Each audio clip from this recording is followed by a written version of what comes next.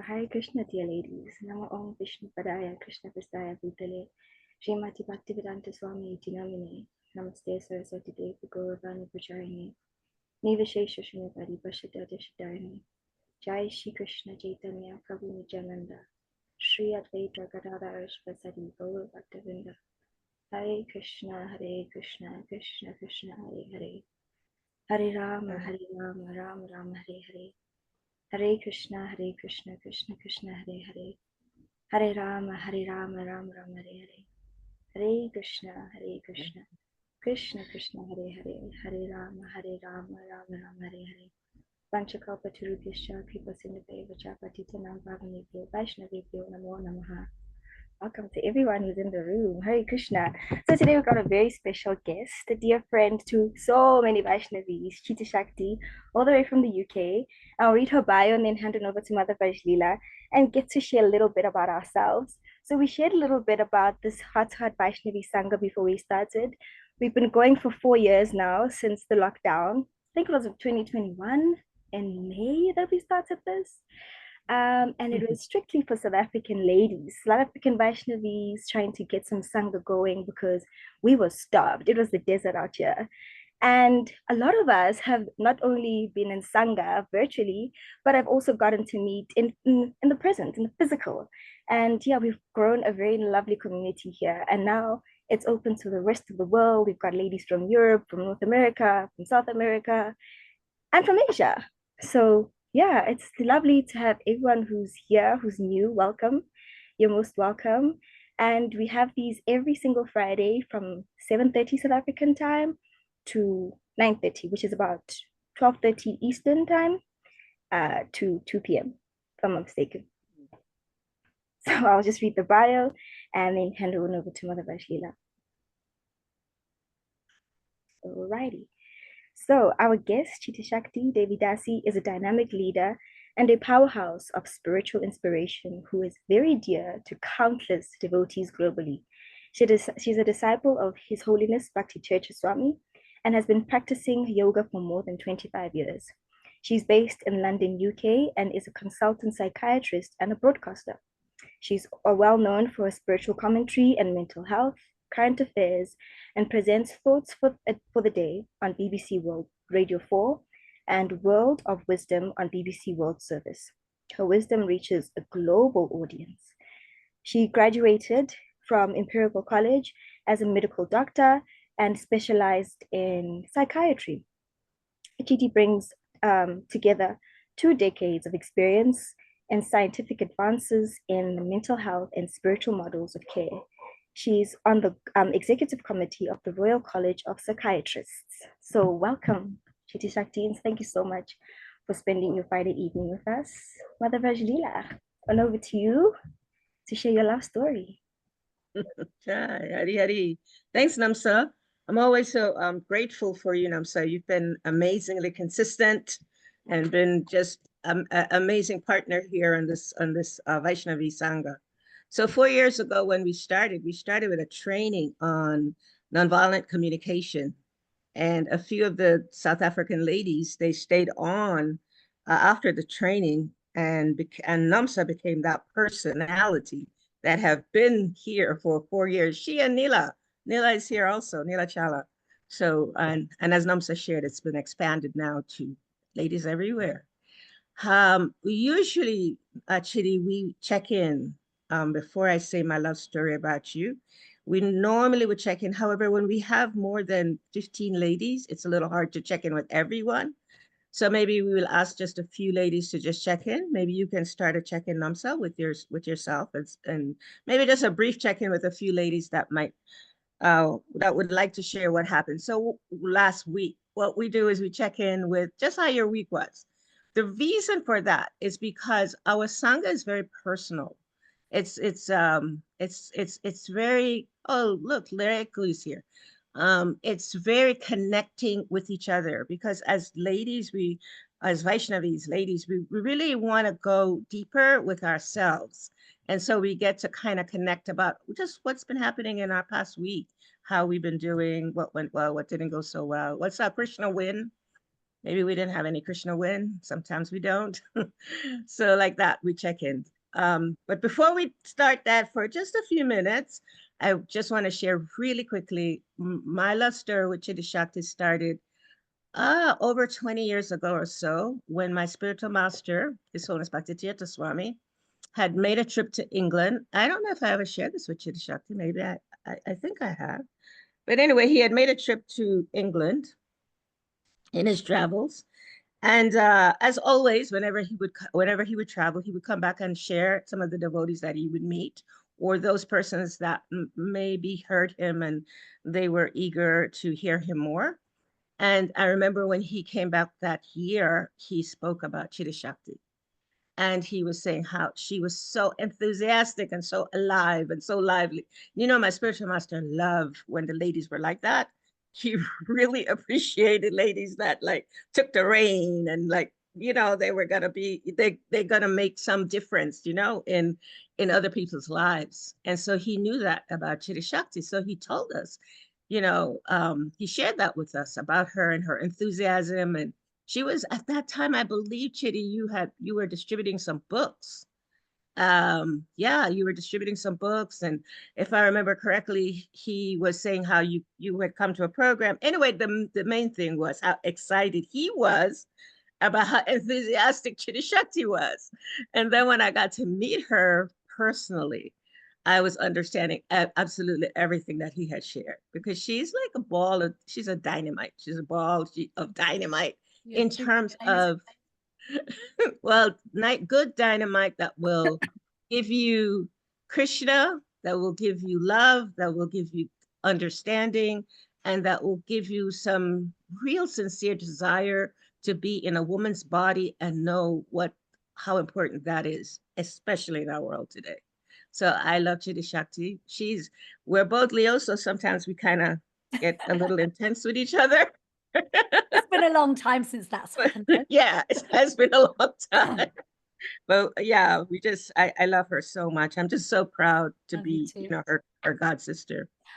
Well, we have amazing, you know, women to follow in the footsteps of like yourself. So it's very easy.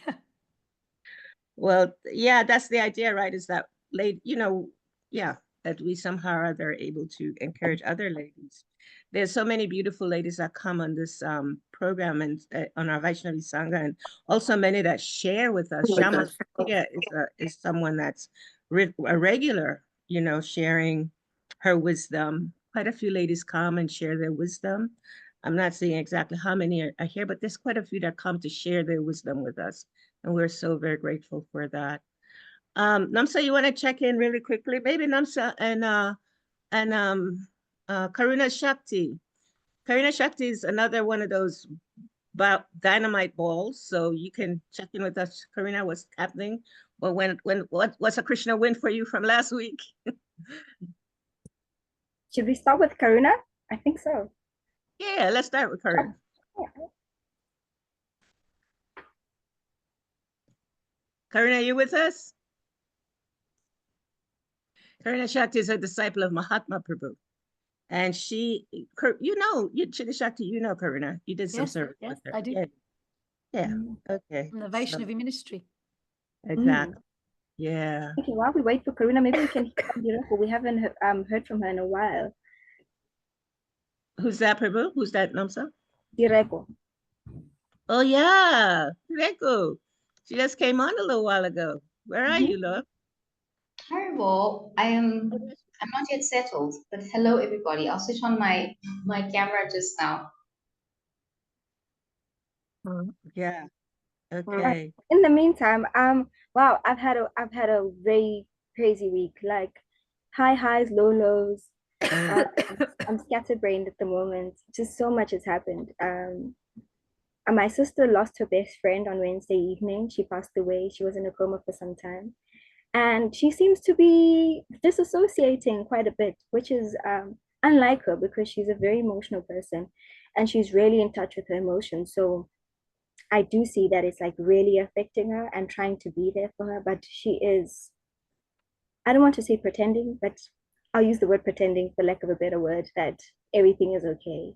I'm guessing as the days go by, she'll start unfolding and sharing her thoughts. And I got to reconnect with a few friends this week. So that was really lovely. Like I hadn't seen them in so many years, like before lockdown. And so that was so lovely, like catching up with people I haven't seen in a long time and just sharing how they've been the last couple of years. So yeah, it was high highs and low lows for me. I'll pick the next person to go on my screen. I see Kelly. I see she's in her car. Are you able to share, Kelly? Before we go to back to Direko Yeah. and Hare Krishna. I'm not driving right now. I'm waiting for someone, so I'm safe. I'm sending your heart and your sister's heart love. I've thank had a you. great opportunity this week to practice my practice and be in association, and just very grateful. Highs and lows, but so grateful, starting to just really feel that Krishna's got us. Krishna's got me and my family. So thank you so much. I'll pass it on. Thank you for sharing. Maybe we can go circle back to Direko. Are you ready to share? If Yeah. not, okay, if not, I'll move over to Lila Kishore. Okay, there you go. You happy? Oh, we saw you just a moment ago and then you disappeared. Direko. Okay, in the meantime, Lila Kishore, are you able to share with us a little bit? Last week you had to run off somewhere. Hi, Krishna. Good to Hi, be here with all these beautiful souls. What a big group today. I'm going to give a Krishna win for the week.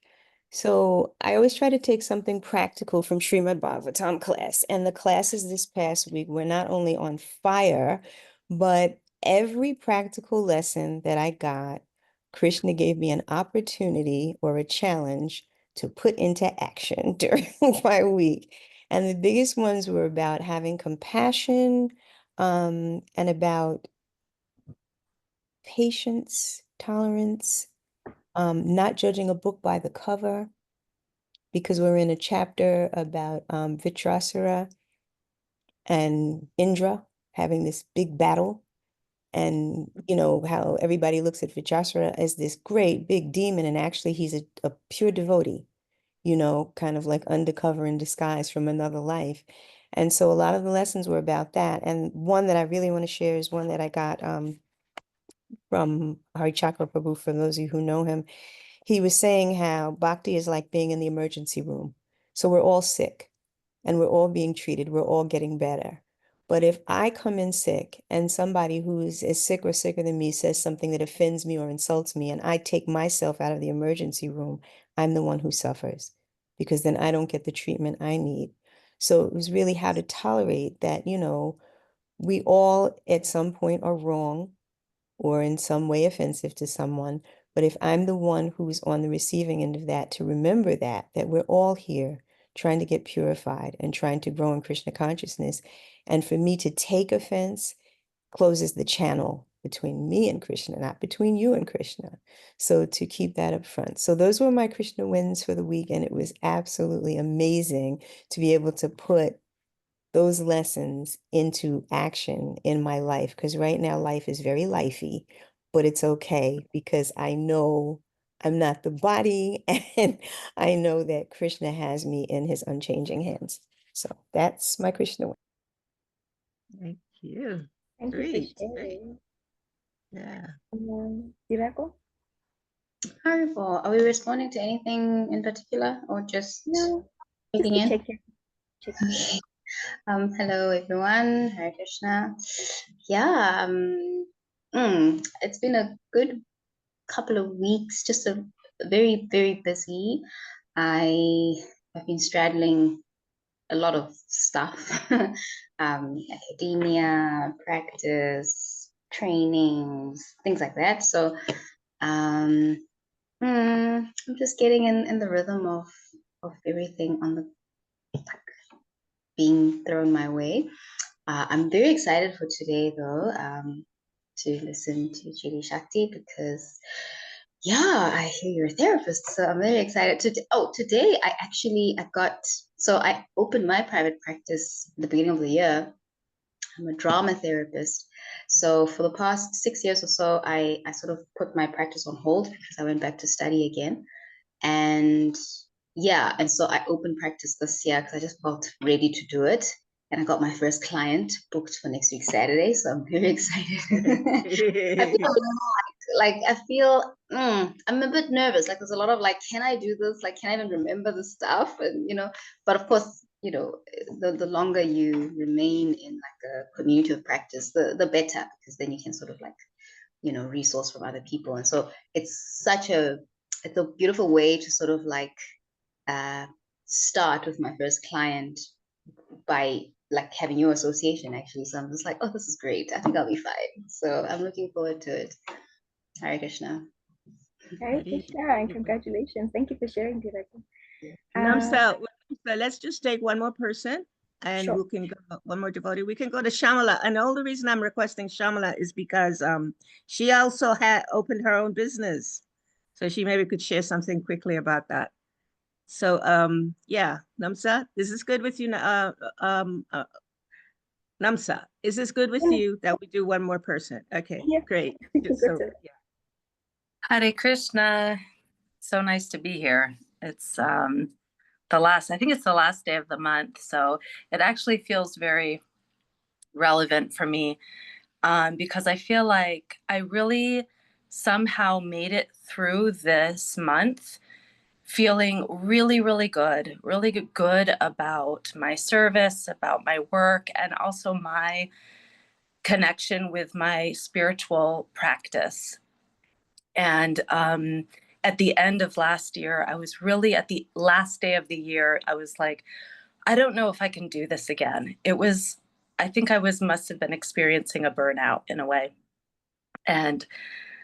But I'm really feeling that my sadhana is somehow enabling me, giving me the grace to do the work that I do and not feel drained by it. So I'm like, wow, February has been a really, like, I feel very fortunate and grateful. And yeah, so I'm quite happy and grateful that I'm not burnt out at all. And I'm actually feeling very inspired and motivated. Yeah. And she has her own business. Yes. So thank you. Oh, Yeah, Shamla thank Priya, you. you're a therapist, so I think you can give Lyrico advice, no? On, independence. Yeah, I'd love to connect with you more. I mean, your practice sounds amazing with the drama therapy. Did you say drama or trauma with a T? Because Drama. there's I think she said drama. drama with a D. Yes. Yeah. With a T. Yeah. With a D. Oh, with the, Drama. yeah, Yes. that's so wonderful. Just accessing creative to process. I'd love to learn more about what you do. I'd love to learn more about what you do too. Beautiful. All Thank you for sharing. right. Madam Okay, Devi? dear hearts, we're not checking in with everyone today only because we have a few more devotees here than we normally do because of Citi Shakti. Well, actually, last week we had quite a number of devotees. Krishna Shakti was here. Krishna Shakti. So yeah, Haribol Chitty, please take it away. Hare Krishna. So we've done invocation mantras already, so I won't go through them again. You can probably tell from my voice, I am in the midst of a viral infection. So please be patient with me. I usually speak very fast, so it may be actually good for you that I've got a cold because it's forcing me to slow down. So I was requested by Mother Vrajalila to come and speak about transforming lust into love. This whole month of February, people are usually, at some point looking at some of their relationships, if not all of them. Valentine's Day brings things up for people, whether they're in a relationship or not. And it doesn't just bring up questions around relationships, which are romantic, but all types of relationships. So the topic's transforming lust into love. And before we even understand what love is, because I think most people can, off the bat, describe how ideal love would look, what unconditional love would look like, how it would feel, how it would be shown, how it would be expressed, regardless of whether they've watched movies, not watched movies, been taught about it or not. It seems to be quite organic. We have a insatiable appetite to give and receive love. I think we actually have a poorer understanding of what lust is. From when we talk about what lust is, people's mind immediately jumps to a physical expression, which is sexual or intimate in nature and passionate. And that is such it's like one facet of a million-sided diamond, you know? So if you look at the knowledge that Krishna gives us in understanding both of these, lust and love, because he's the origin of everything, he is the best person to turn to help us to understand what lust is. You know, if we look at relationship problems, when I see my patients in my clinic, whether they're coming with depression or bipolar or personality disorder, or they're just having general life struggles, or even ADHD, somewhere, somehow, it could also just be people in life who are coming talking to me at the temple, friends, when they're struggling with relationships. And I can say this as I'm a human being who has relationships too. In any relationship, when we're struggling, haven't we all had some conversation with someone where either we're saying this or we're receiving this statement? Oh, I'm sorry. I didn't mean to. I know it's not the best thing to do, but I said it or I did it, like as if compelled, right? I couldn't control myself, right? So we've all been on the receiving end of that probably, and we've all expressed that. Doesn't matter if it was a romantic relationship or not. It could be between parents and children, children to parents, could be between friends. It could be between colleagues. But in relationships, this behaving in ways and speaking in ways where we didn't mean to, like as if compelled by some unknown force. Why is it that I engage in something that will keep me away from you? I know if I say this, it will push me away from you, or push you away from me. I know if I do this, it will push you away from you, push you away from me, or push me away from you. And I still did it. You know, Arjun asks Krishna the same question in chapter 3 of the Bhagavad Gita. He's talking about sinful actions. Now, sinful means without God. Okay, sin means without God. And he's asking Krishna, and we're going to turn to these verses. I'm going to share my screen. He actually asked Krishna this very same question. He says, why is it that I engage in activities that keep me away from you, as if compelled by some unseen force? And this is where Krishna really gives us some understanding of what lust is, beyond the social understanding, beyond the misconceptions of the mind, beyond what's currently fashionable to speak about it. So I'm just going to share my screen just to share these few verses so we can enter them together and speak to and hear from Krishna together.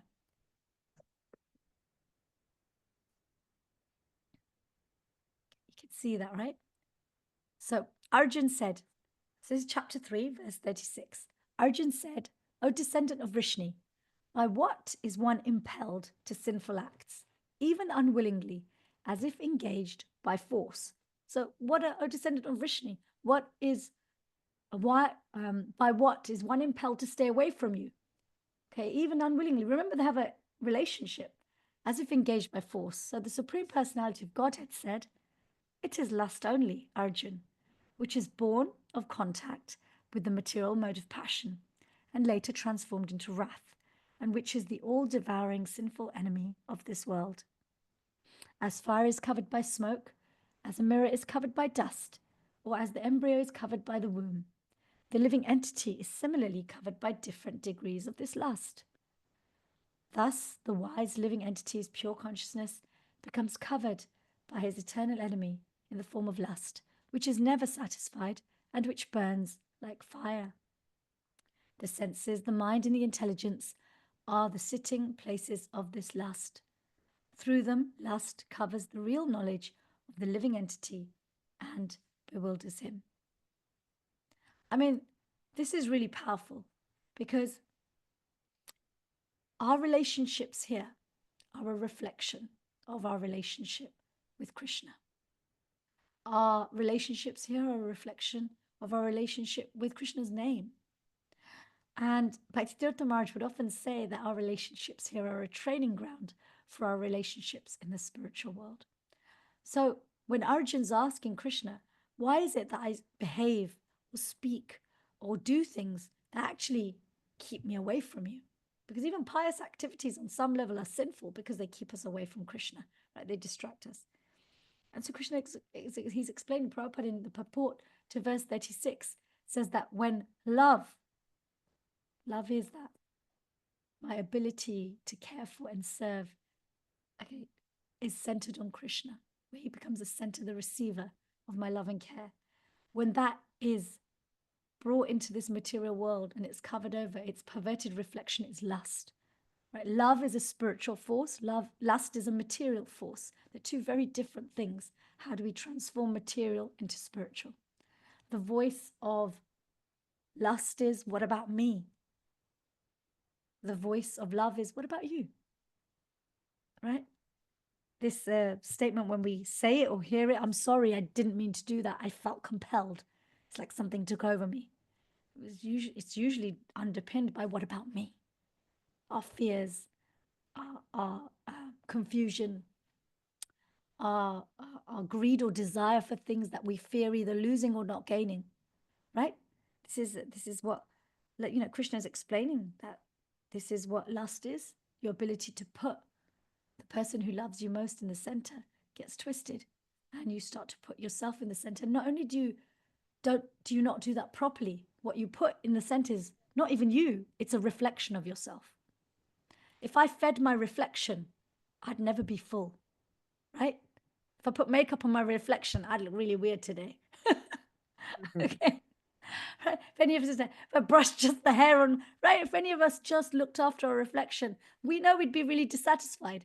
So this is what Krishna is saying, this lust. It's different to loving him. It's the opposite. And it's definitely different to self-love. It's not even self-love. Lust doesn't even get us to love ourselves.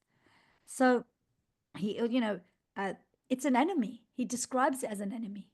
This putting just your reflection in the center is your enemy. It keeps you away from me. It keeps you away from yourself. And it ultimately makes you unhappy. And you know what? Where you can find it?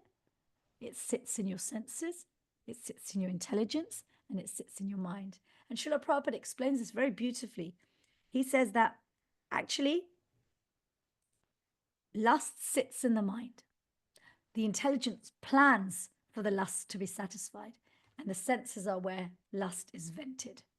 So for us to simply reduce it to just some simple transactional physical expression of intimacy is a very, very unsophisticated way of looking at lust, and is probably the majority of the reason why most of us struggle to control lust, because we're looking at a very obscure and tiny aspect of lust. Often when we talk about, we left the spiritual world, we left Krishna because we wanted to be in the center. We weren't satisfied with Krishna being in the center. We were curious to see what it's like to be in the center. People don't believe it. Really? But I'm so shy. I'm introverted. I'm this, I'm that. I don't like being the center of attention. Or I'm always trying to serve Krishna. Or I'm always trying to do this. Did I really want to be the center that much? If I was that satisfied, why would I want to be the center?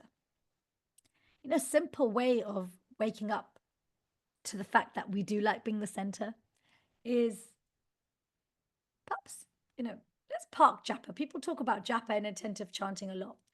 Think about the last time you went in front of the deity. The last time we were standing in front of Krishna. He is in the center. He's right in front of us.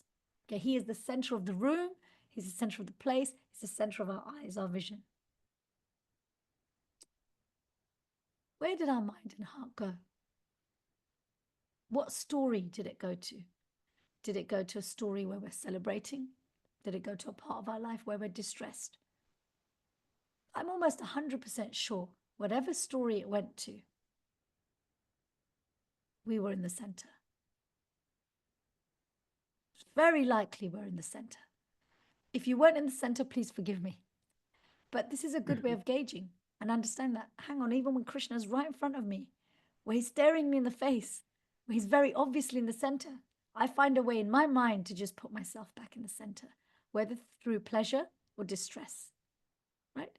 So same in our japa, all the things that distract us, they're all things that put us back in the center, but not even us, just our reflection back in the center, just our transient sense of self back in the center, just the shadow self back in the center. So for each of us to understand, where is it that my lust sits? You know, we can talk about lust and how it leads to the leadership crisis. Again, it's a leader who puts their reflection, their temporary role in this world, in the center before everybody else that they're serving. How does lust manifest in difficult, abusive relationships? It's when an abuser puts themselves in the center. They worship their own feelings, their own vulnerabilities over the people they're supposed to care for.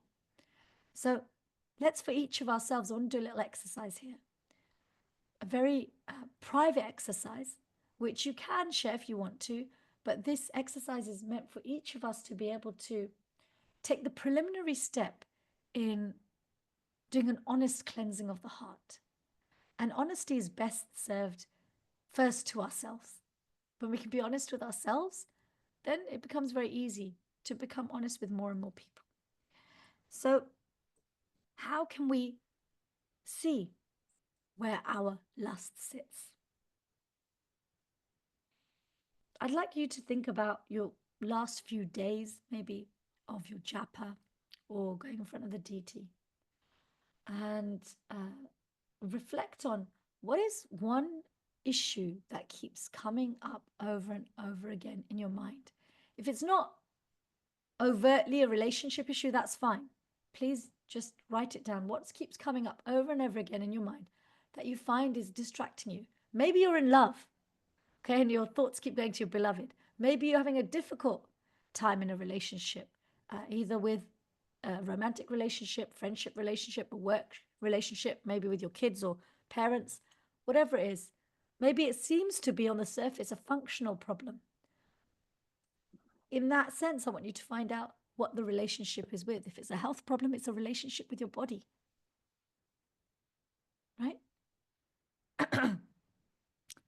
So I want you to find that place where your mind goes to when it could be putting Krishna in the center.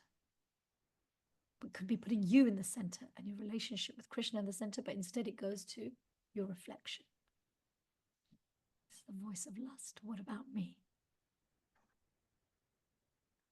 Where are you the main character? Right? It's a common phrase now. Young people run around talking about the main character. So we all want to be the main character in our life.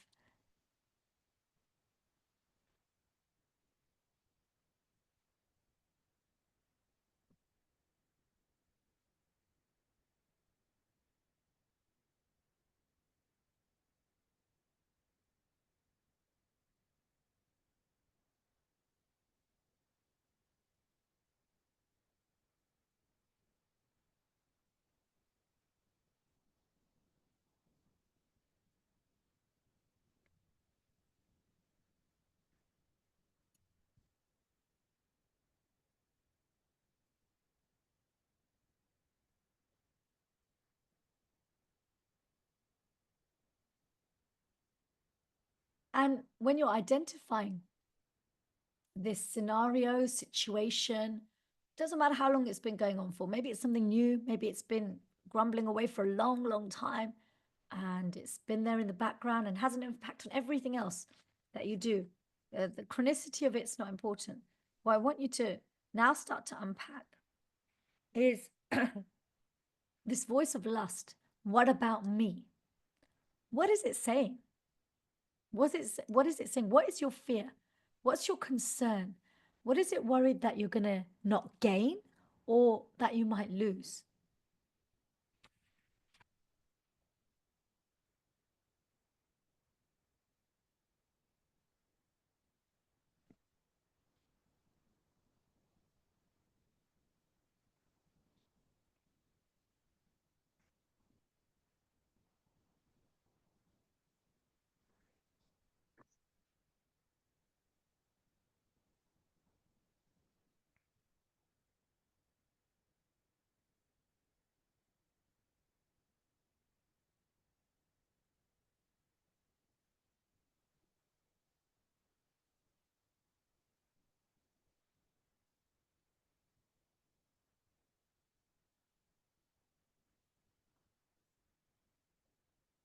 Now, as we're looking at what is it that I'm fearing, not gaining, what am I fearing losing? Think about on the other side, if you were to have the voice of, what about you? And this is not what about you in terms of thinking about the other person. The other person, let's just put them to the side for a little while, okay? Because your mind will go, well, hang on, they haven't really got the capacity to sort this out. They're like this, they're like that. Your mind's got a ready-made script, okay, ready to come back. So let's park that person or situation. Let's look at Krishna. What about you? Think about the thing you're worried that you're not going to gain or you might lose. Is Krishna capable of fulfilling that? How easy would it be for him to make arrangements?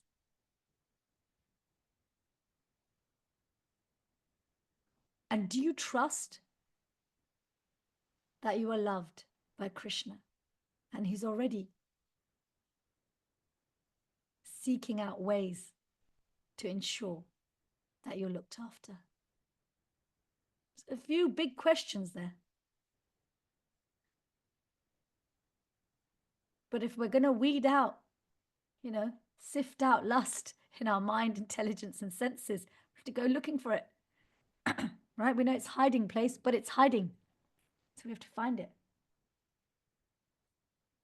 And this is like the Gundicha temple cleansing, right? Often when devotees have been practicing for some time, the gross things are cleared. The temple looks clean. You go do the second run, the subtle things, and the finer things. They require a bit more effort, a bit more attention to detail. And they're not the things other people notice so much. This bit is, so this part of the exercise is, it's really for you. Okay. I will come back to questions if that's okay, Poppy.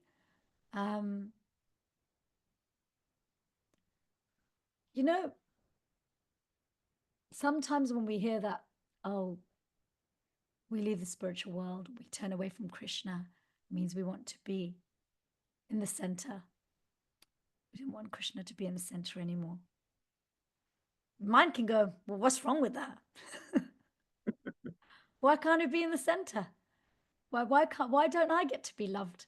Why don't I get to be the center of someone's world? And actually, it's not a surprise. That is actually our natural state.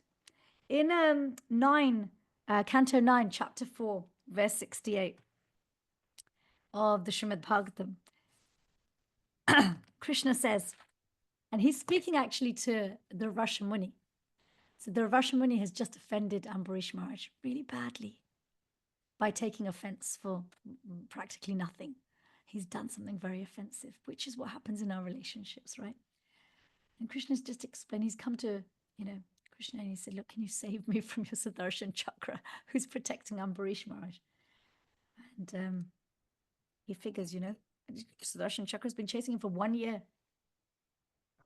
There's no way Sudarshan Chakra needs even a year. It doesn't even need 5 minutes to catch the Ravasha Muni. He's intentionally staying this close to teach him a lesson, just letting him know I'm here, Ambarish Maharaj, on the other hand, is unoffendable. The Ravasha Muni is begging Vishnu, he's begging Krishna. He gets Sudarshan to Chakra to stop. He says, you've caused your own problems by your own self-envy. You're envious of yourself, your real self. And he explains to him why he can't stop Sudarshan Chakra.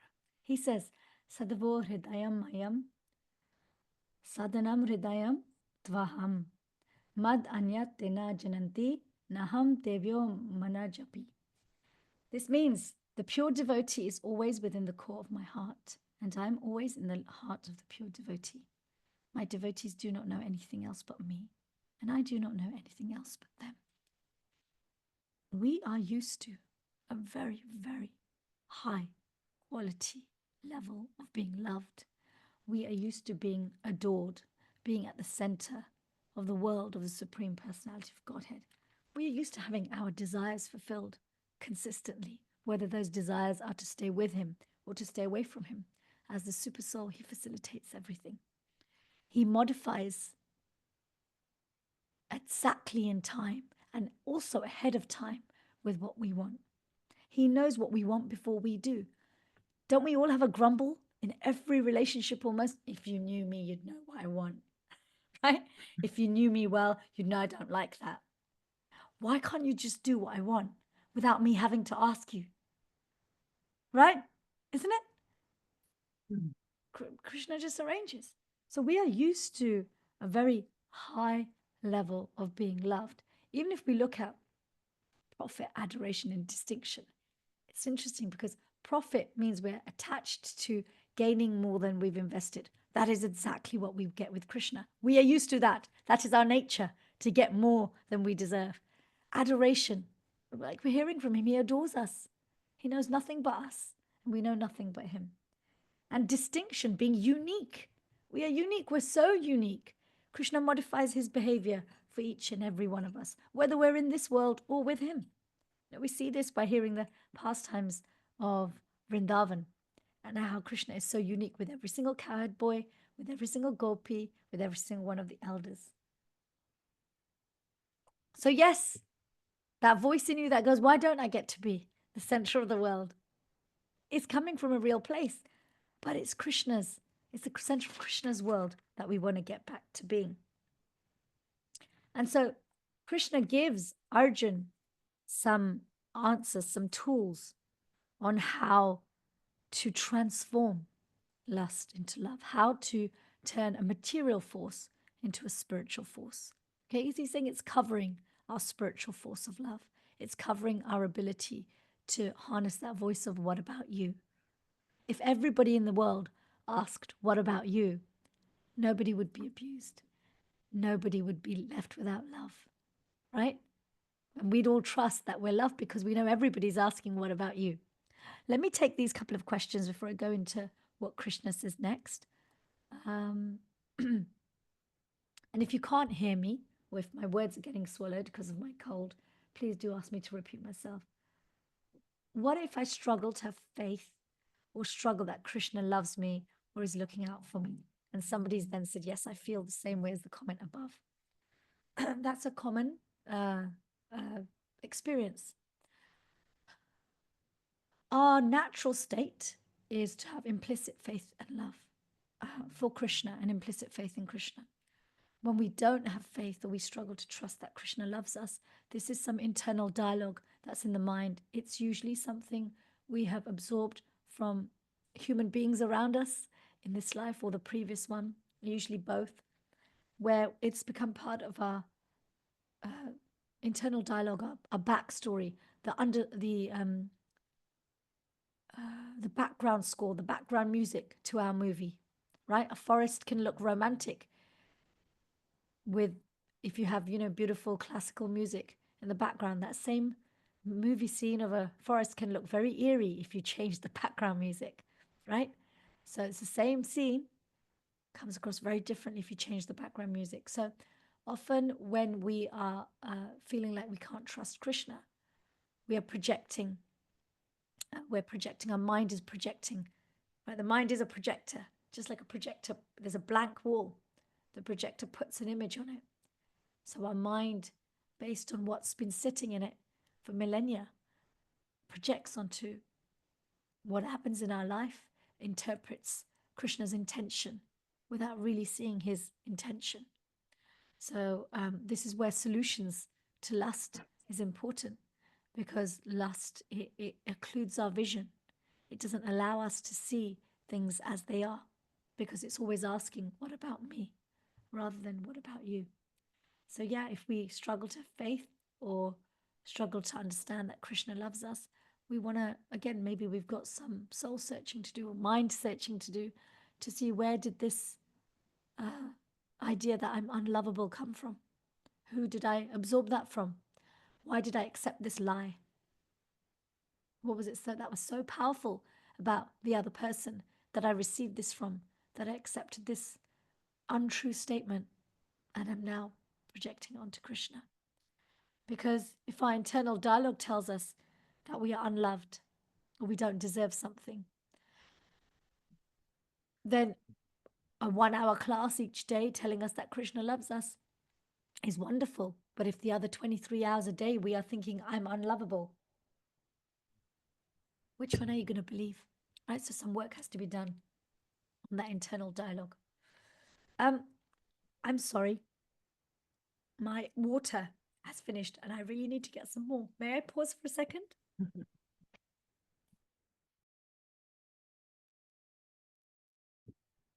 Hari. Yeah, this is so rich, isn't it? So much to meditate on as we're waiting for Chitty to cut back. Yeah, I was just writing some of the points and I was thinking, whoa, okay. Your thoughts, Namsa? Yeah, I'm sharing the same sentiments. Like, whoa. Like, there's even a point where I just had to stop writing and just like tune in fully. I'm in agreement. Like, wow, yes. They I don't know why, but I can resonate that there has been a time where, what, an expectation that Krishna's got me. He's going to fulfill everything. He's prearranged everything even before I get there. And for whatever reason, I also just resonate with Papi's question so much. Like, I don't feel that now. I don't feel that Krishna's got me. And everyone around me has that. They have that faith. Like, no matter what happens, they believe it. Wow, yes, he's got you. Things are gonna happen for you. And I'm just like, it's not happening. And I don't know when the switch, I see Chisatu's back, but I don't know when the switch flipped, but there was a time where I was like that. And then all of a sudden it's just like, I can't even fathom that he's got me. Like, there's so much evidence that he might not have me, even though like intuitively I'm like, yeah, he's got me. But like all the things that have happened, all the situations that have just gone by over the last couple of years, I'm just like, So Chitty, Namsa, Chitty's back. I know you can't see from your phone. no, yes, we can get going. Proceed. Thank you, No, Nadesh. please finish what you were saying. Sorry. Oh, no, I was I was sharing that I really appreciate the point that you made, but there's so much evidence that Krishna might not have my back. Like, there's so many things that have happened, and though intelligently, somewhere in my mind, somewhere in my heart, somewhere far greater than places that I can access, I know, Krishna's there, but still there's that, whoa, he loves everyone. He loves me too, but I can't see it. I can't feel it. Mm, And I don't know what that is. yeah. We have to learn to recognize Krishna, though, no? I mean, yeah, I guess I need This, the this eyes is to why see we come Krishna. together. This is why devotee association, sadhu sangha is so important, because we learn to how to recognize Krishna in our life. He's so multifaceted and he's so pervasive and he's so loving and he's so easily accessible. We miss him.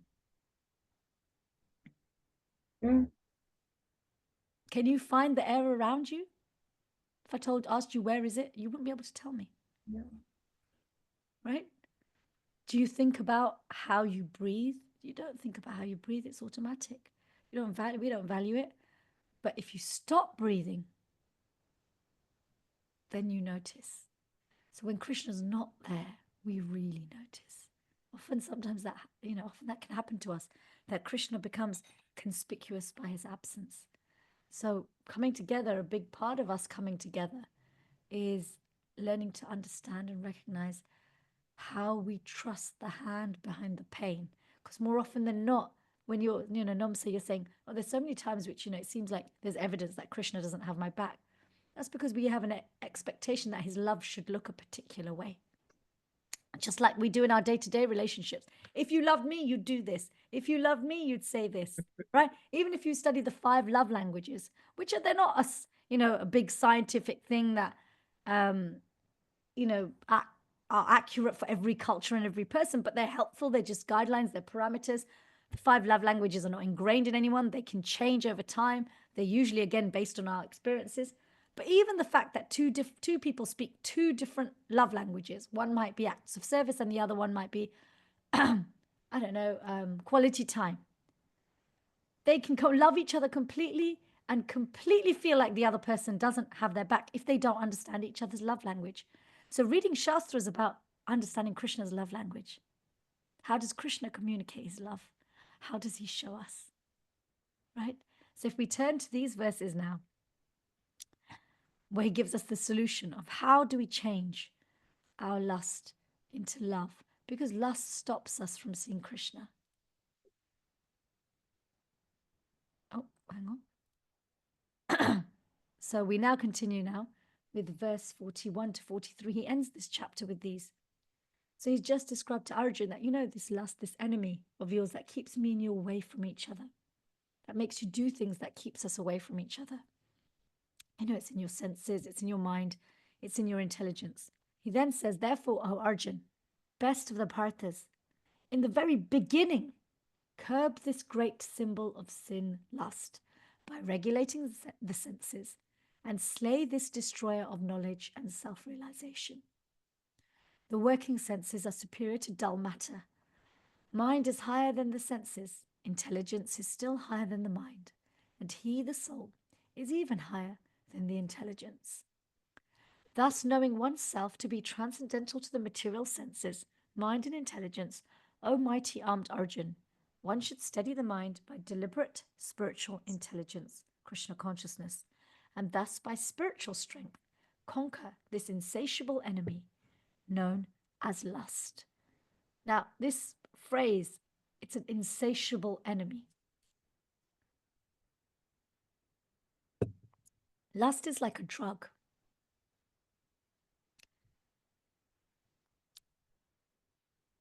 Drugs, okay, addictive drugs, they are inherently, like I said, they're addictive, okay? That means they make us dependent on them by nature. If I look at addictive substances, they make a person dependent on them. You develop a tolerance in that it's insatiable. So the more you have, the more you want. And you need more and more increasing quantities. This voice of what about me, what about me, what about me gets louder and louder and louder the more it's satisfied, right? What about me, what about me? To a point where one gets so frustrated, even though consistently what about me is getting satisfied, that even what about me starts to feel disgusting. And one feels forced to accept this drug because they have no other choice. Makes drugs, what does an addictive drug do? It makes them people lose sight of their reality. Everything else comes second to the drug. So everything else starts to come second to this voice of what about me? And ultimately it puts us in a position of fear. And it comes from a place of fear. And it, you know, wherever there's fear, it's very difficult for there to be love. And any relationship that is rooted in fear, we come from a place of fear, whether we're parenting someone, whether we're approaching our partner, whether we're approaching our boss, we come from a position of fear. We are vulnerable. We're always vulnerable because fear bewilders our intelligence. Lust bewilders our intelligence. Anger bewilders our intelligence. These things are known as enemies of the mind because they bewilder the functions of the mind. They bewilder our thinking. They bewilder our feeling. They bewilder our discrimination ability. So when Krishna says, you know, just curb it in the beginning by regulating the senses. Again, people come back to this. Oh, okay. So if I become very rigid with intimacy, I will curb my lust. This is it's such back to that it's such an unsophisticated, rudimentary way of looking at lust. What Krishna is saying is, look, if lust is seated, it's vented through your senses, it's seated in your mind, it's planned for in your intelligence, but above all of those three is your soul. Above all of those three is you. And he says, spiritualize your intelligence. Know me, know our relationship, and know how to reestablish that relationship. Then you will automatically harness your nature to love the voice of what about you, not what about me. the spiritual force of love. Love is unconditional by nature. Lust is conditional by nature. We don't have to say unconditional love because love implies unconditional. Does that make sense? So I want to introduce something which I've spoken about before, and I think other devotees also speak about this. In all of our relationships, and it may be more difficult in our difficult relationships, but in all of our relationships, again, at every type, whether we're winning in that relationship or we feel like we're being defeated, we can always bring ourselves back to something called the transcendental love triangle. Okay. Now, in any relationship, and particularly in romantic relationships, nobody wants a love triangle. Okay. Even I remember the playground, you know, oh, if you're her friend, then you can't be my friend. Everybody wanted a best friend. They didn't want a third party, let alone in a conjugal relationship. But when do we allow a third person into our relationship?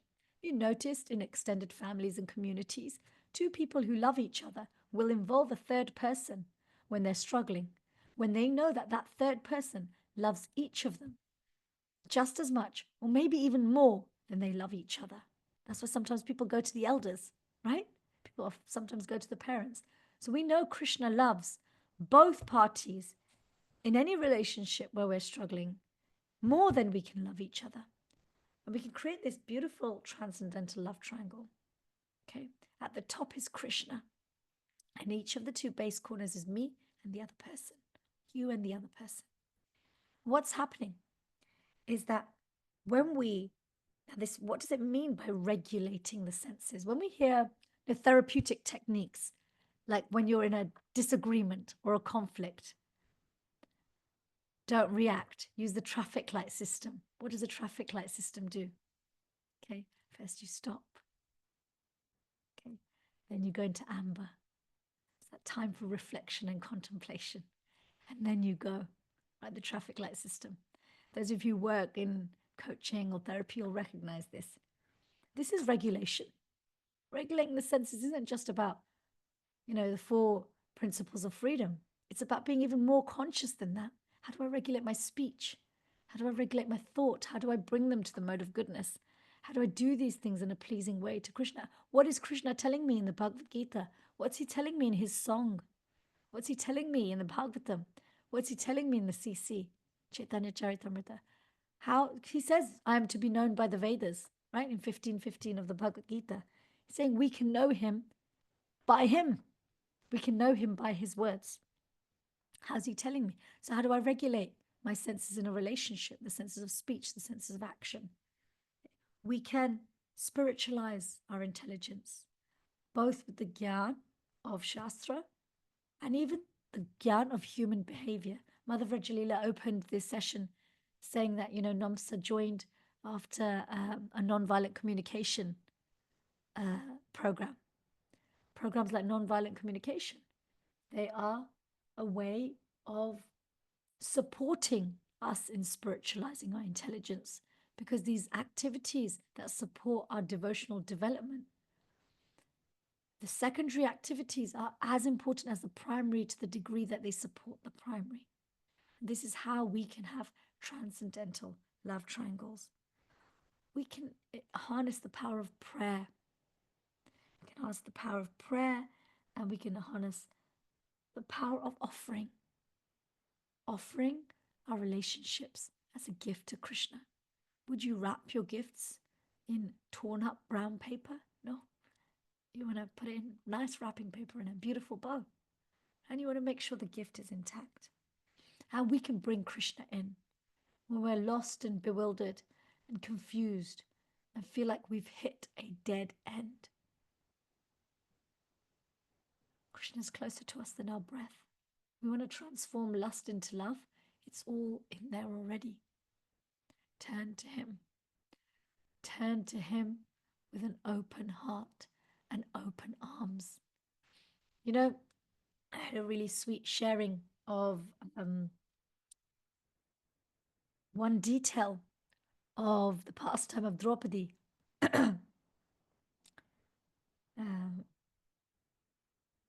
that people don't talk about so often.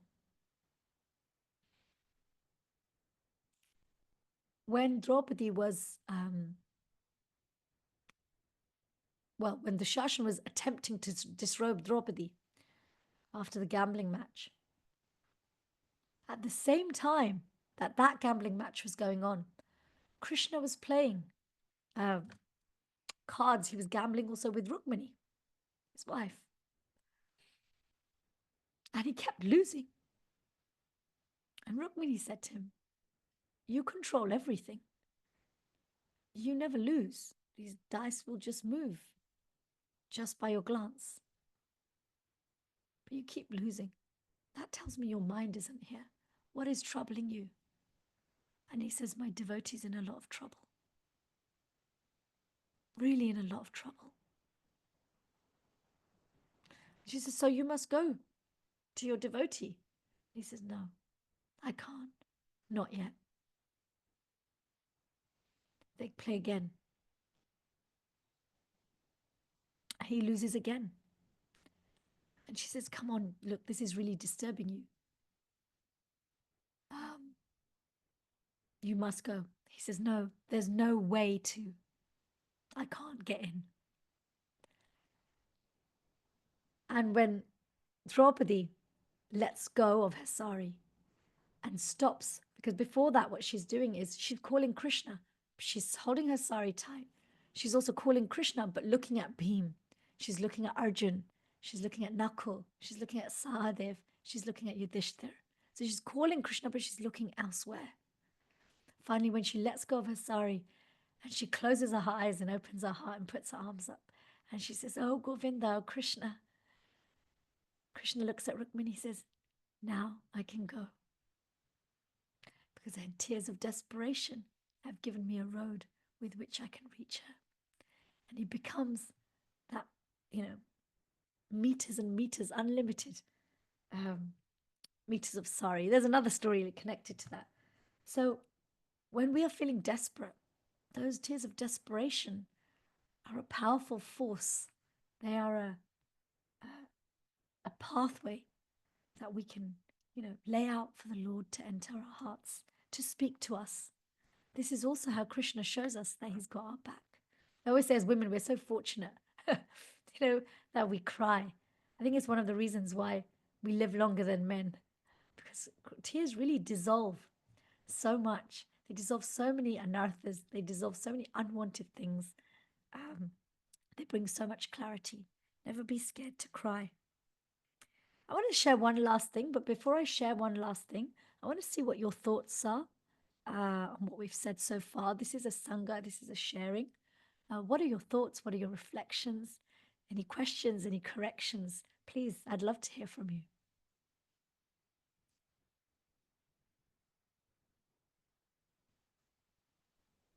Well, in the chat, we have a question from Sanjaya, and she says, "How do you know that Krishna loves me?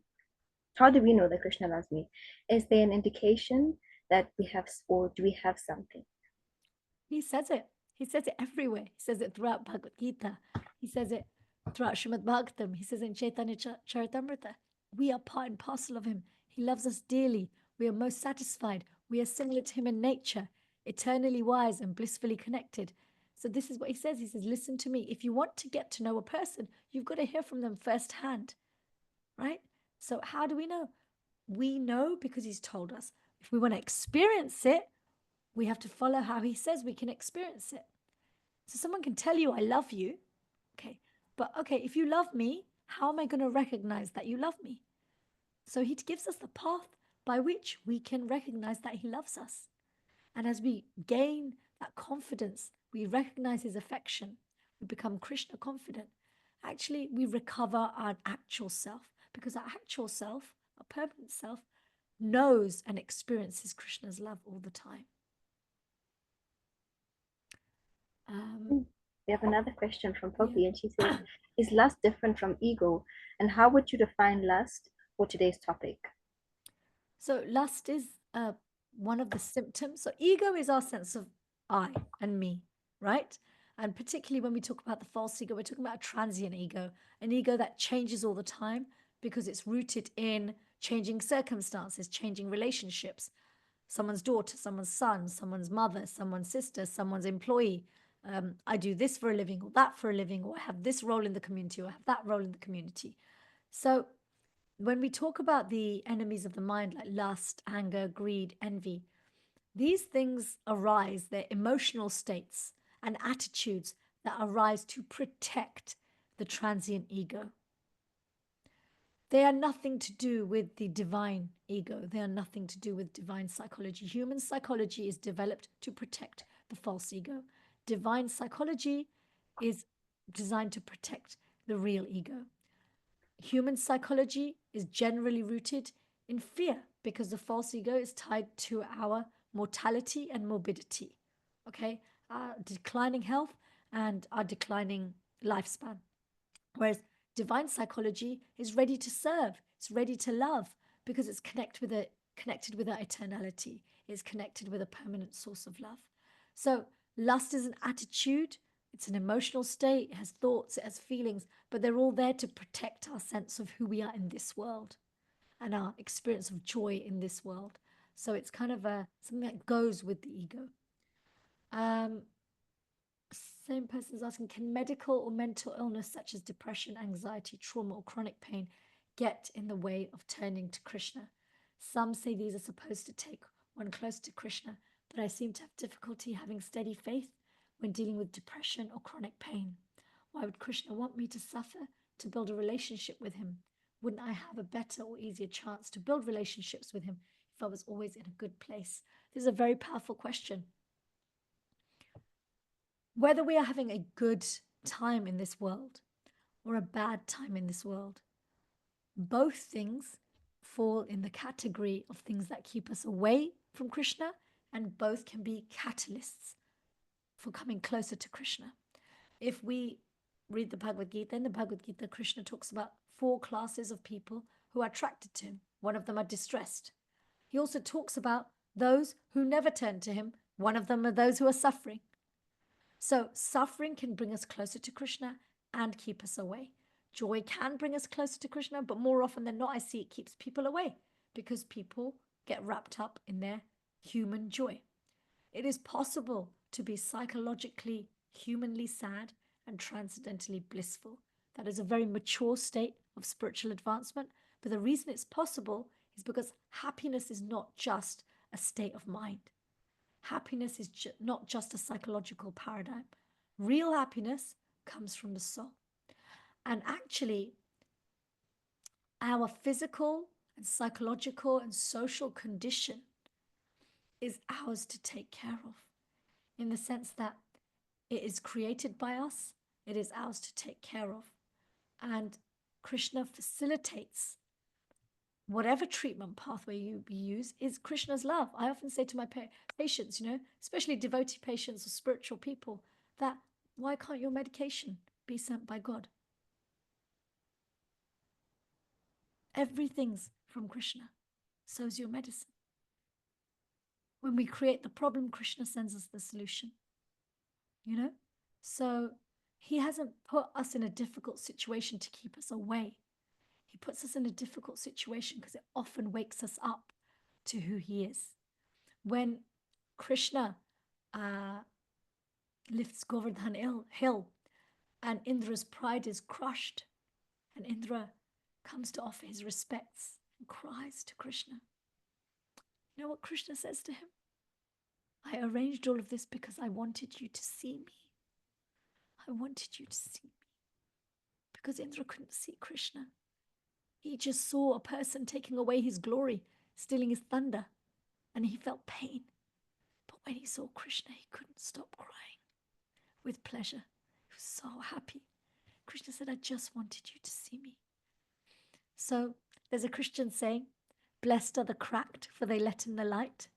And I learned so much from my patients, and we share such beautiful stories, because when they let in the light through their crisis, they allow the crisis to actually become a catalyst for a metamorphosis.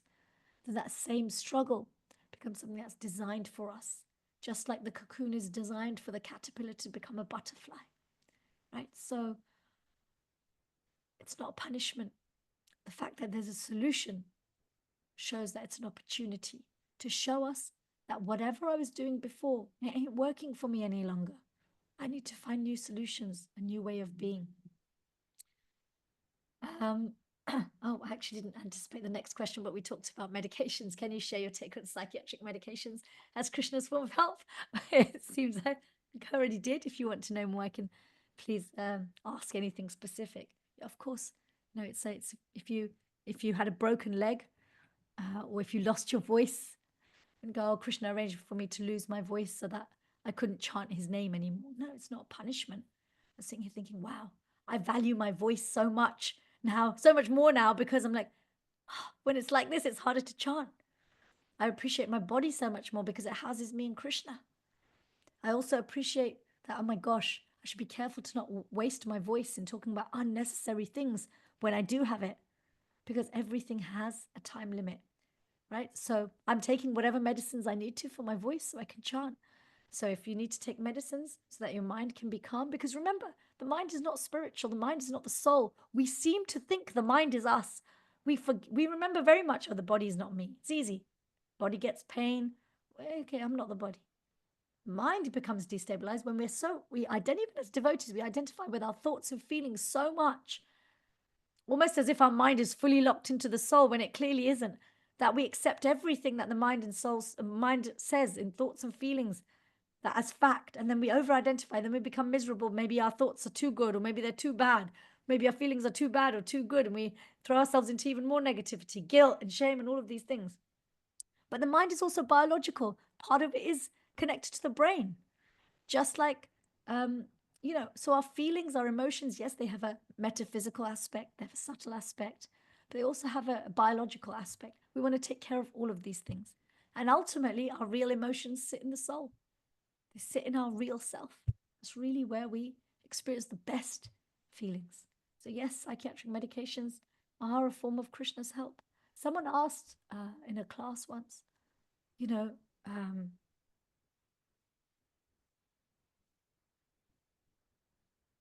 what's a devotee to do if they find themselves feeling suicidal? How do we know Krishna's helping us? And the answer was, take the help that Krishna sends in whatever form it is. The problem isn't that Krishna doesn't send us help. It's we often put up our own misconceptions and don't accept the help because we fail to recognize that everything comes from Krishna. And we have our own ideas about what's bona fide and what isn't.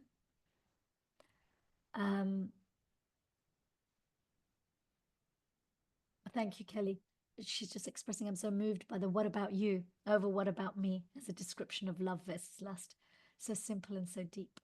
Yeah, really, it's hard though when you're in the what about me moment. It is hard to say what about you, isn't it? It's painful for the ego, painful for the mind. It's like, oh, that's the last thing I want to say. You've had too much. What about me? Right? But if we practice that, then this is the thing with human psychology and divine psychology. The mind is a bridge, outward facing and inward facing. When we unlock our intelligence, unlock that gateway, allow the intelligence to become a gateway to our Atma, then we can become also Atmaram, satisfied in the self. Gail, you've had your hand up very patiently. Hare Krishna.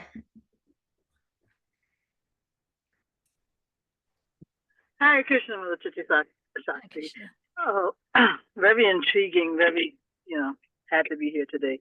I'm sorry if you have addressed this question out and about, running around. So my question is this. My understanding is that our emotions are indications to what we value, what we need, things like this, right? So when you were saying that, when we go before Krishna, is it all about Krishna or is it all about me? So when you asked that question, that put me in a dilemma. The dilemma is this. On the one hand, I identify what I feel my need is, or my needs, or, very deep felt needs, right?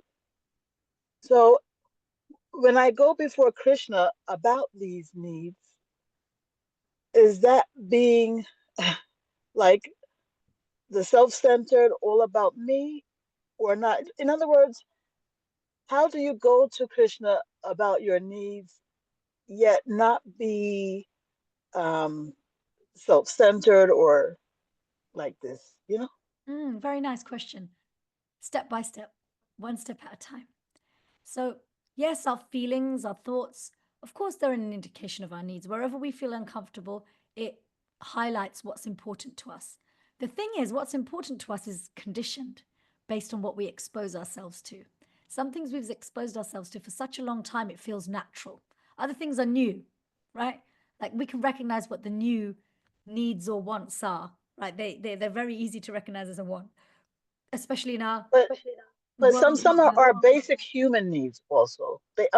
Some are Yeah, basic sure. human needs. But even Uh-huh. our basic human needs, how they look, can be quite conditioned.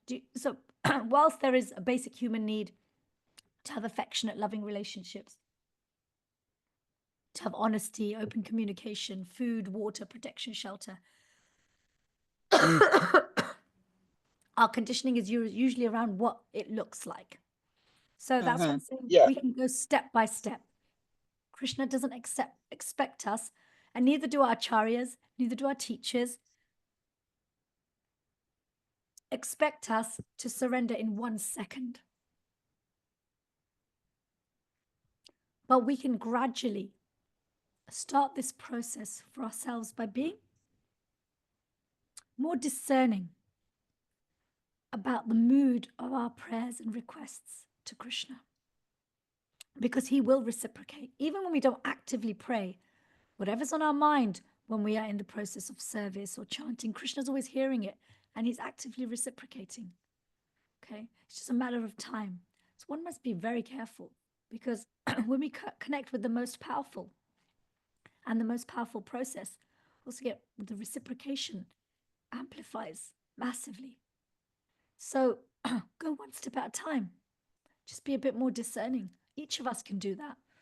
We can all stop and go, well, how much am I showing up and just literally just giving Krishna a list of my demands versus being discerning in terms of, okay, my needs right now. Are they needs? Are they wants? And how important are they in what reality? Because things are only important relative to a particular reality, right? Relative to a particular story. Even our gender, we're not our gender. Our gender has its strengths. Our gender also has its weaknesses. If we can pick up and drop our gender or identifying with our gender, taking it on and off like a coat, even whilst we're in this body, according to as and when it's useful and what it isn't useful, it'll be so much easier to navigate this world. So even recognizing the basic tenets of our humanity, they're not always useful. They can be parked, put to the side, you know? So same with our feelings and our thoughts. Is this need that I'm really craving right now? Is it essential to me? And in what reality and in what context? And this will help us to move because all of us are living in many realities at the same time. We can more consciously move between these different realities. The reality of the physiology of the body, the reality of what's going on in our mind, the reality we move about in society, and then the reality of our spiritual lives. And then within those, there's all these relative realities of relationships with different people, right? So many different realities we're in. So we have so many different types of sense of identity. So with our feelings, our thoughts are going to be everywhere. So yeah, just that, go one step at a time and just a bit more discerning in terms of what I present to you, Krishna, is important to this degree and for this reality. What we'll find is as we go through this process of chanting, developing Namaruchi, Sadhu Sangha, associating with devotees, hearing Shastra, hearing what Krishna is telling us, what his devotees are telling us, is that intelligence, our discerning ability starts to be filled with love, the spiritual force of love. Krishna's knowledge about Krishna is rooted in love. As it's filled with that, as it brims over with that, it pushes out lust, right? If I have a cup of dirty water, but I start pouring clean water into it, the dirty water will spill out and be replaced eventually. Okay? So let's fill ourselves with love. Let's fill ourselves with honesty. Let's fill ourselves with healthy relationships with each other. Last thing, very last point, and I don't want to say too much about it because it could be a whole session in itself, is, you know, in all of our relationships, the place we make the offenses most are with the people we're closest to, the people we get most familiar with. And offenses are, especially Vaishnava, are the root cause of our biggest problems with calling Krishna, with our prayer, with chanting, and with chanting not having the effect of us being able to access Krishna's love. Transforming lust into love, as Krishna tells us, start curbing it in the beginning. Start changing it from the beginning. Work on it from the start.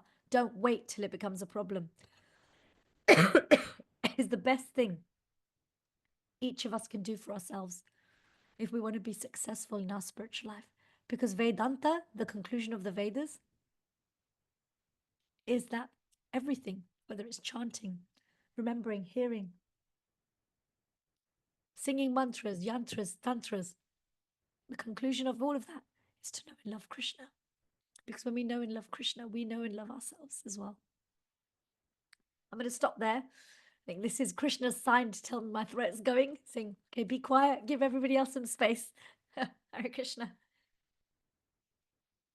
Chidi, I have a really quick question, and this is because I know some of the Vaishnavis are having this challenge, and you know, your conclusion was to love Krishna, and for some, that's as you know, it's it can be a lot. It can be like theory in some sense. Sure. For some, because yeah, because it's for some it's yeah, we can hear this, but we may not really be able to experience it on a day-to-day basis. Of course, Krishna can feel So very abstract, right? For a long time. Yeah. So this question is in terms of our story. So I can have a story that, and I'm just gonna kind of put it in a picture. I can have a story that I had a relationship and the person is now gone out of my life, and all the feelings and all the thoughts. My reality is that I'm in pain and I'm hearing, you know, love Krishna, but that pain is just so strong and it's there in my body, it's in my mind, it's in my intelligence, and I'm just stuck. You know what I mean? So what does it, what would you say to a person that's going through that in their life? Yeah.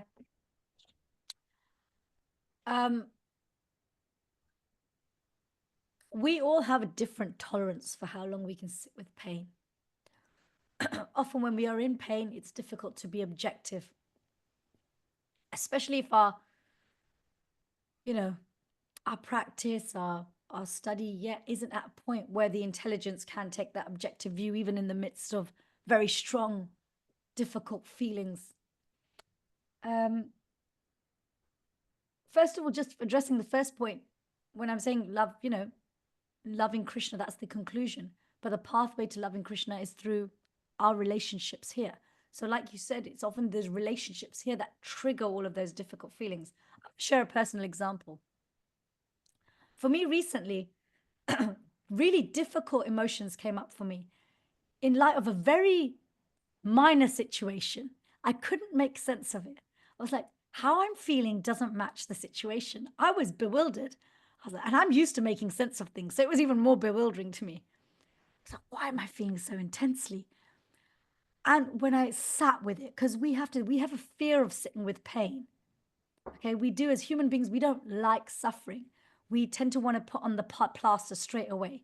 So when the minute we're in pain, we immediately try to seek out something that's going to soothe the pain, or, you know, and often jumping back into the same situation that caused the problem in the first place, right? And so let me sit with this. It's painful, but let me sit with this, let myself feel it, let it come to the surface. We've got to let the dirt come to the surface. I was like, oh, I have a fear of abandonment. And it must be really deeply rooted because it's not really relevant to this situation. But this situation has brought it up. And then I stopped and I was contemplating and I was thinking, I was like, okay, yeah, I can identify where it goes back to in childhood, but it's deeper than that because I've resolved that.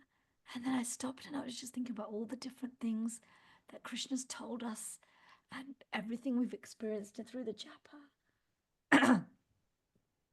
Guru Sadhu Shastra. And I thought, hang on a minute. The origin of all pain, all grief, all loss is that point when we separate.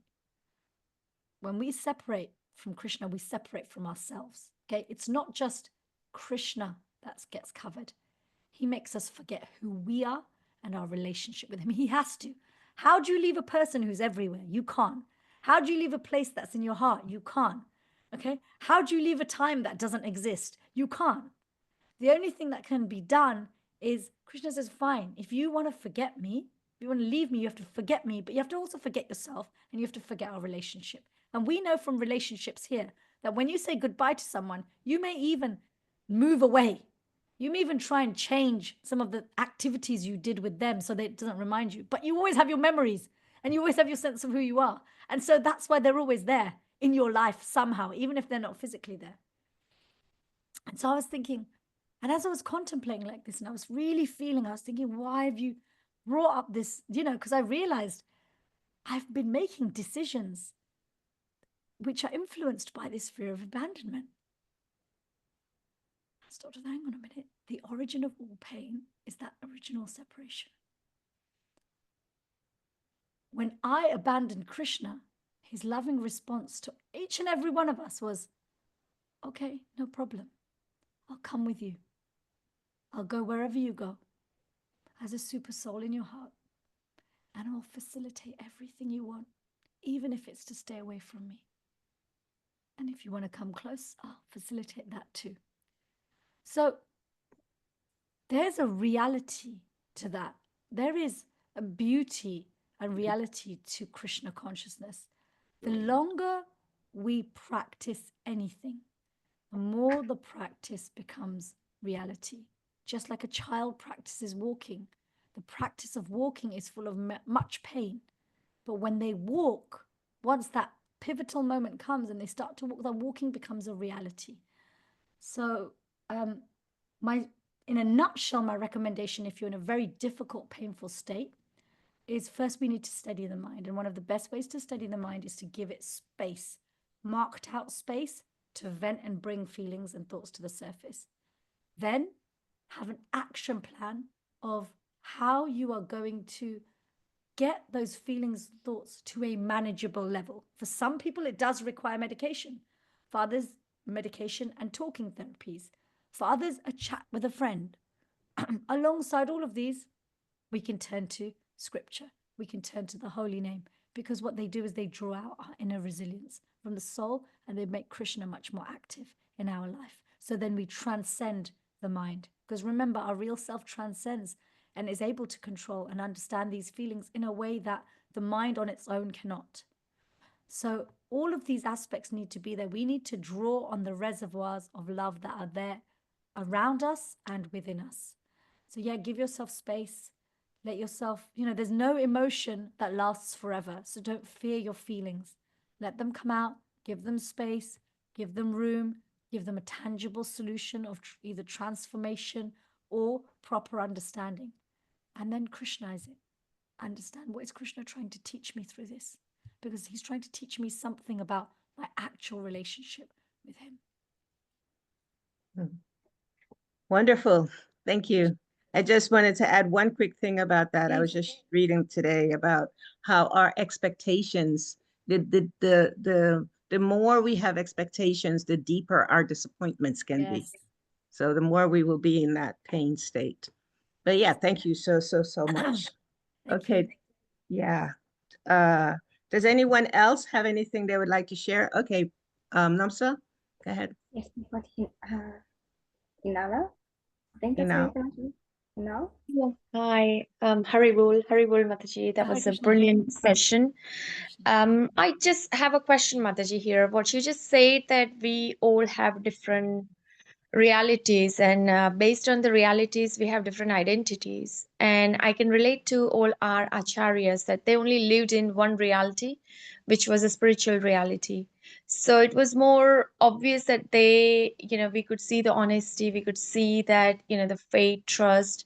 But because, on our level, we are, we have so many different realities, and sometimes we cannot be true to our identities in those realities because a switching doesn't happen that easily.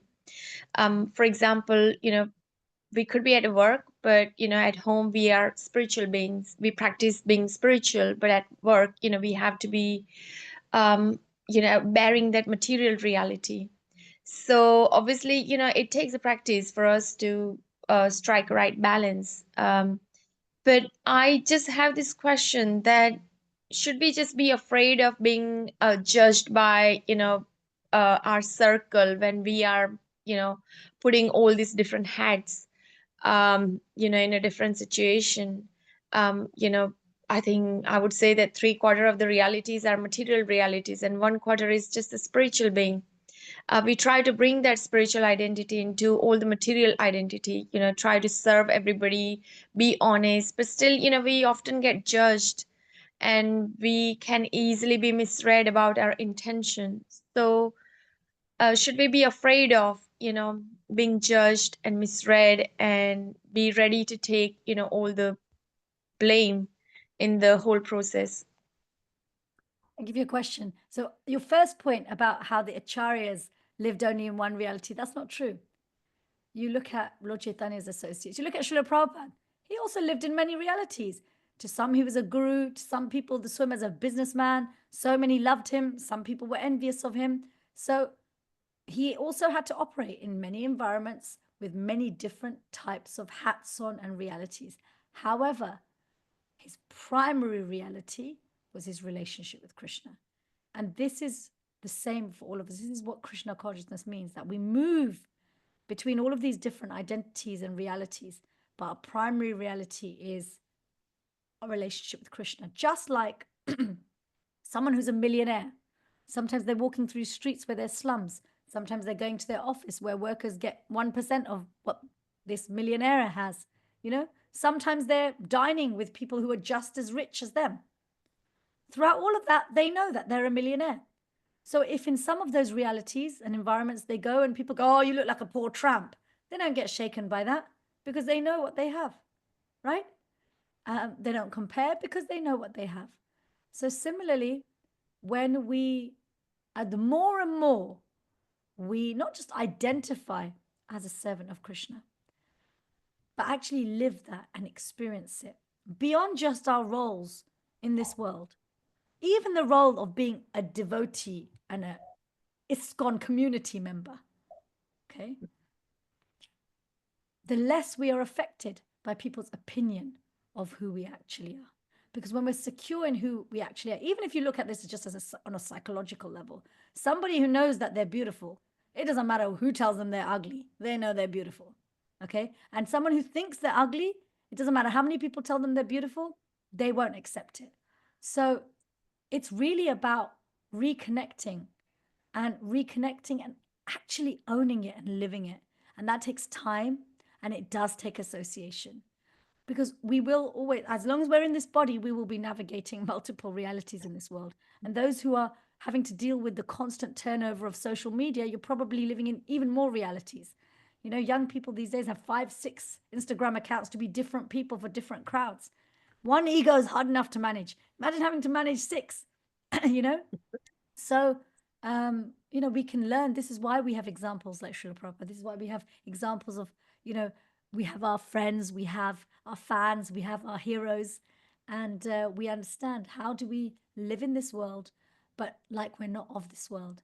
When Mother Rajalila will, of course, know about this, when Bhakti Maharaj was leaving this world, when he went into Nirjan Bhajan, he requested the caregivers, he requested us, he said, Stop calling me Gurudev. Stop calling me Bhaktitirtha Swami. I'm not Ghanshyam. I'm not John Favors. I'm none of these things. They were just roles I adopted in this lifetime that came with this body. So we have to be mindful that we also don't get lost in the over-identifying with identities in our community and get misled by those as well. Thank you so much, So, Mother. That was brilliant. Thank you. Thank you. Much appreciated. all right, thank you, Hina. So we're 11 minutes over, and obviously, obviously, it's the most wonderful 11 minutes that we're over. We thank you, Chitty. Something I'm taking away before we close is that we are used to being loved, adored. We're used to having our desires fulfilled. I think I'm going to just really coast on that today. You know? Yeah, that's just a really, really beautiful to remember. I'm used to that. So everybody needs to treat me like that, which doesn't always happen. Yeah. Thank you so much. We're Thank really you great. for having me, everyone. Thank Yes, you we're for going to having have me. you back for sure, for sure, for sure. Namsa, would you please close us out? Sure. I mean, there's so many questions in the chat, but because of time, we definitely have to have a part 2 to this session. Thank you so much to everyone who's here. We usually have a quick fire of one word that covered the whole session, but I think because of time, we might just have to skip that today. What do you think, Mother Rajlila? Yeah, let's go ahead with the one word. I may have to drop off because I have an appointment. So let's see, I had to be out of here by 2:30. Quick fire. Mother Rajlila, maybe we can just all unmute ourselves so we're ready for it. Mother Rajlila, you can go first. Your one word. Okay, love. Direko. Gratitude. Shamala Priya. Come back to me. Poppy. Poppy. I have 2 words, accept help. Thank you. Lovely. Kelly. Gratitude. Gratitude. Yeah. Thank you. Hanal.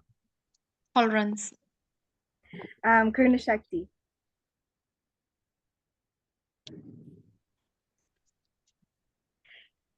Gail. Being loved is our nature. Karuna Bhakti. Come attached to Krishna. Leela Kishori. Enlightening. Shamala Priya. What Krishna wants. My word, grateful, gratitude. Yes. Thank you so much, Chiti Shakti, Thank for you, being here. everyone. What a beautiful community. Thank you for having me.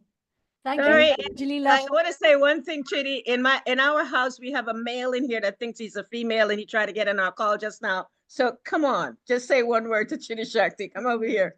So I pushed him like, no, you can't come on this call. Devotees know, like on our call, that this man lives in this house. Yeah, he wanted to say one word to you. Come on, real quick. Say your one word so we can go. Oh, Hare Krishna Prabhu. Appreciation for Chiti and appreciation for all of you wonderful devotees in your Sangha. Bye. If we could just all go to our react buttons and share our hearts. It is the heart of the Vaishnavi Sangha after all. So thank you so much. Please receive our hearts as a token of our appreciation. And Sending them too. Thank you. Hare Krishna, dear devotees. Let's do it again next week. Have a wonderful week and a blessed week ahead. Hare Krishna, everyone. Hare Krishna. Hare Krishna. Hare Hare. Hare Krishna. Hare Krishna. Hare Krishna.